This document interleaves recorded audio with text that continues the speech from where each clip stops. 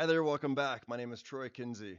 Welcome to our video series, Service Management in the Movies. In this series, we use clips from movies and television shows to discuss some important service management concepts.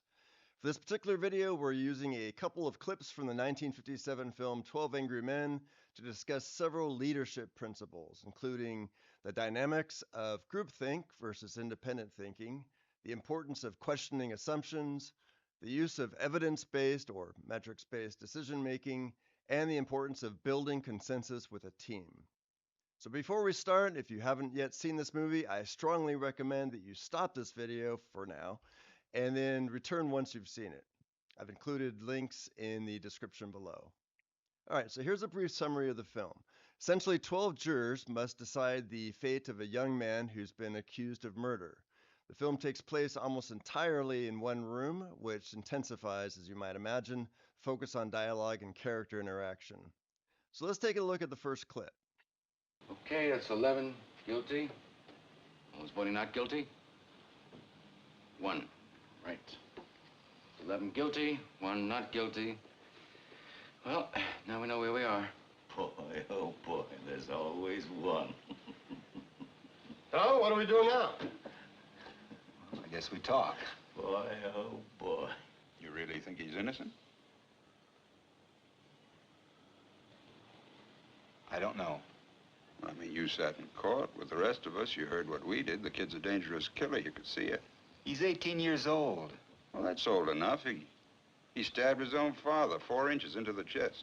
They proved it a dozen different ways in court. Would you like me to list them for you? No. So let's start with integrity, standing up for one's convictions even when you're in the minority. It's important for a leader to demonstrate open candor and encourage each team member to do the same. So we want to develop an environment or create an environment where individuals feel free to express their opinions, even, actually especially, when they run counter to others. We are at our very nature social animals, so it can be very tempting to go with the rest of the team. Also, notice how Juror 8, played by Henry Fonda, demonstrates the power of calm, rational leadership. He doesn't force his opinion, but instead guides the group through questioning and reasoning. And it's okay to not be of one mind initially. Actually, while we certainly want to drive to consensus, team members sharing different perspectives and opinions is a positive thing.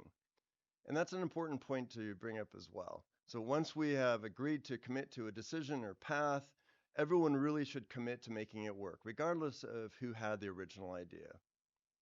All right, so let's take a look at the second clip. He even remembered to wipe the knife clean of fingerprints. Now, are you trying to tell me that this knife really fell through a hole in the boy's pocket? Someone picked it up off the street, went to the boy's house, and stabbed his father with it just to test its sharpness? No, I'm just saying it's possible the boy lost his knife and that somebody else stabbed his father with a similar knife. It's just possible. Take a look at this knife. It's a very unusual knife. I've never seen one like it. Neither had the storekeeper who sold it to the boy. Aren't you asking us to accept a pretty incredible coincidence? I'm just saying a coincidence is possible. And I say it's not possible.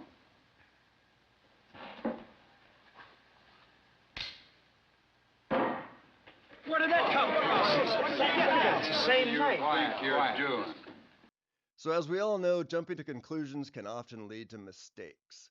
The use of clear data can cut through the wishes and wants and passions often associated with driving change in a service management environment. Therefore, where possible, it's important to make evidence-based, or as often is the case in our field, service management, metrics-based decisions. Each of the jurors are initially swayed to accept that it's not possible for there to be two of these unique knives that look the same. Clearly, the evidence proves otherwise. So in conclusion, these clips illustrate the following. Examine the facts, evidence objectively. Diversity of thought, so the diverse backgrounds and perspectives of the jurors ultimately led to a more thorough examination of the case. Emotional intelligence, juror number 8's calm demeanor and ability to empathize with the accused ultimately sways the group. And building consensus, the film does a great job of illustrating the process of building consensus in a group setting. So if you haven't yet, please take a look at the movie 12 Angry Men and reflect on how you and your own team approach decision making. Remember, the power of one voice can be the catalyst for change. Thank you for watching and for your support. And until the next time, keep questioning and keep leading. Take care now. Bye-bye.